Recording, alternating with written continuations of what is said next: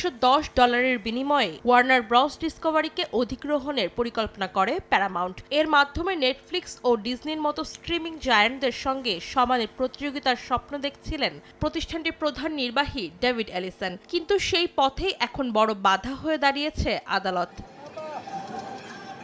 ক্যালিফোর্নিয়ার নেতৃত্বে new York, Arizona ও Washington সহ 12টি অঙ্গরাজ্য এই মার্জারের বিরুদ্ধে মামলা করেছে। তাদের অভিযোগ, চুক্তিটি সম্পন্ন হলে প্যারামাউন্ট যুক্তরাষ্ট্রের সিনেমা ডিস্ট্রিবিউশন বাজারের 27%, ব্লকবাস্টার চলচ্চিত্র বিতরণের 30% এবং বেসিক কেবল চ্যানেল বাজারের 27% নিয়ন্ত্রণ করবে। এতে যেমন বাজারের প্রতিযোগিতা কমে যাবে, তেমনি ভোক্তাদের জন্য বাড়তে পারে টিকিট ও সাবস্ক্রিপশন ফি।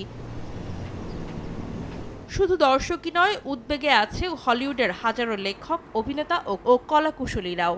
তাদের আশঙ্কা, এই চুক্তি হলে কর্মসংস্থান কমে যাবে। অন্যদিকে সিনেমা হল মালিকদের উদ্বেগ, মার্জারের কারণে নতুন সিনেমা মুক্তির সংখ্যাও কমে যেতে পারে। দেশ জুড়ে যে কোনো কেনাকাটায় 10,000 টাকার বেশি অফার, তাই পেমেন্ট মানেই বিকাশ।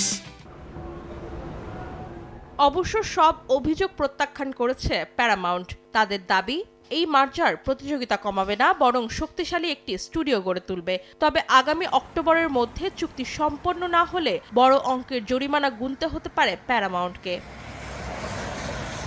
অন্তরা সেন, সময় সংবাদ।